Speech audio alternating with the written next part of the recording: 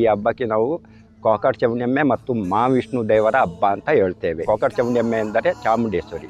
ಇಲ್ಲಿ ಒಂದು ದೇವಮಾಯೆ ಇದೆ. ಕೇರಳದ ಕೋಕಾಟೆ ಎಂಬಲ್ಲಿಂದ ಈ ದೇವನೆಲೆಗೆ ಮಾಯ ಸ್ವರೂಪಿಣಿಯಾಗಿ ಒಂದು ಕತ್ತಿ ಮತ್ತು ಪಳ್ಳಿಬಾಳಿನ ರೂಪದಲ್ಲಿ, ಮತ್ತು ಪಾಂಬಾಟೆ ಅಂತ ಹೇಳಿದರೆ ಗುರಾಣಿ, ಇದರ ರೂಪದಲ್ಲಿ ಕೋಕಾಟಿನಿಂದ ಈ ಕಿಗ್ಗಾಲಿಗೆ ಬಂದು ನಮ್ಮದೊಂದು ಈಶ್ವರ ದೇವಸ್ಥಾನ ಇದೆ, ಉದ್ಭವ ಶಿವಲಿಂಗ. ಆ ಉದ್ಭವ ಶಿವಲಿಂಗದ ಪಕ್ಕದಲ್ಲಿ ಹೋಗಿ ನಾವು ಚಾಮುಂಡೇಶ್ವರಿ ಅಂತ ಯಾವುದು ಕೋಕಟ್ ಚಾಮುಂಡಿ ಅಂತ ಹೇಳ್ತೀವಿ, ಅದು ಸ್ಥಾನ ಪಡ್ಕೊಂಡಿದೆ.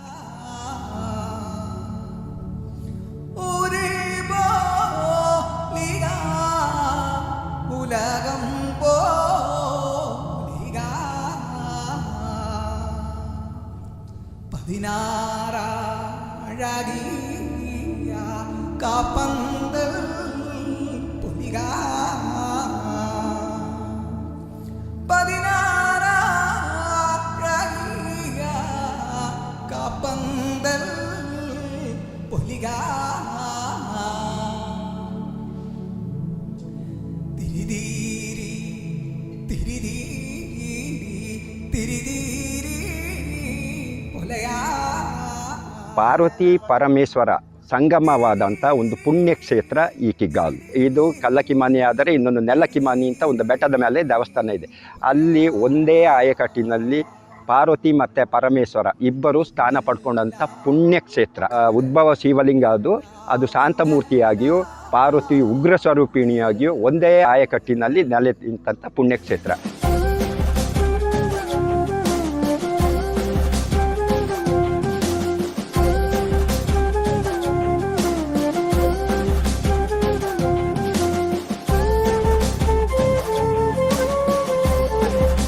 ಹಾಗೆ ಇಲ್ಲಿ ಮಹಾವಿಷ್ಣು ಅಂತ ವಿಷ್ಣುಮೂರ್ತಿ ದೇವರದು ಮೇಲರಿ ಊರಿನವರು ಭಾಳ ಒಗ್ಗಟ್ಟಿನಿಂದ ಸೌದೆ ಕಡ್ದು ಮಹಾವಿಷ್ಣು ದೇವರಿಗೆ ಮೇಲರಿ ಇಡುತ್ತಾರೆ. ಅದು ಈ ಕೊಡಗಿನಲ್ಲೇ ಭಾಳ ಪ್ರಖ್ಯಾತವಾದ ಮೇಲರಿ, ಭಾಳ ದೊಡ್ಡದಾದ ಮೇಲರಿ.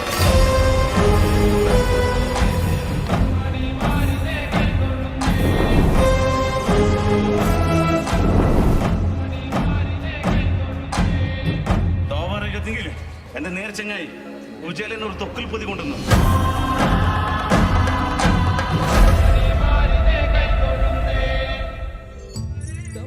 ಇಲ್ಲಿ ದೇವನೆಲೆದೊಂದು ವಿಶಿಷ್ಟ ಏನೆಂದರೆ ಇಲ್ಲಿ ಬಂದು ಭಕ್ತಾದಿಗಳು ಏನನ್ನೂ ಬೇಕಾದರೂ ಕೇಳಿ ಪ್ರಾರ್ಥನೆ ಮಾಡಿಕೊಂಡ್ರೆ ಒಳ್ಳೆ ವಿಚಾರಕ್ಕಾಗಿ, ಅವರ ಅಭಿವೃದ್ಧಿಗಾಗಲಿ ಅಥವಾ ಅವರ ಏನಾದರೂ ಒಂದು ಕಷ್ಟ ಸುಖಗಳನ್ನು ಹಂಚಿಕೊಳ್ಳೋದಾಗಲಿ ಇಲ್ಲಿ ನಡೆಯಲ್ಲಿ ಬಂದು ಮಾಡಿದರೆ ಅವರಿಗೆ ಖಂಡಿತವಾಗಲೂ ಫಲ ಸಿಗುತ್ತೆ. ಒಂದು ಹಬ್ಬಕ್ಕೆ 1,000-2,000 ಜನರ ಮೇಲೆ ಸೇರುವ ಒಂದು ಘಟನೆ ಇದೆ. ಇಂಥ ಒಂದು ಪುಣ್ಯಕ್ಷೇತ್ರ ಇದು.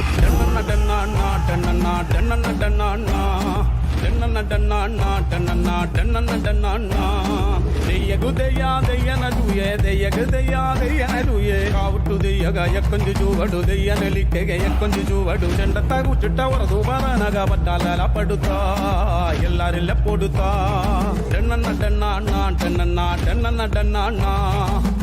ನಮ್ಮ ಚಾಮುಂಡೇಶ್ವರಿ ಕೋಲ ಇಲ್ಲಿ ನಾವು ಕಟ್ಟುತ್ತೇವೆ. ಅದು ಕಟ್ಟಿ ಆದ ಮೇಲೆ 1 ಕಿಲೋಮೀಟರ್ ಅಷ್ಟು ದೂರಕ್ಕೆ ಬೆಟ್ಟ ಹತ್ತಿ ಹೋಗಿ ಅದು ಅಲ್ಲಿ ಅದರ ಗರ್ಭಗುಡಿ ಯಾವುದು ಇದೆ ಅದು ಮಾಯ ಸ್ವರೂಪಿಣಿಯಾಗಿ ಆಯುಧದ ರೂಪದಲ್ಲಿ ಬಂದು ಎಲ್ಲಿ ಸೇರಿದೆ ಅಲ್ಲಿ ಹೋಗಿ ಹಬ್ಬವನ್ನು ಕೊನೆಗೊಳಿಸ್ತೇವೆ.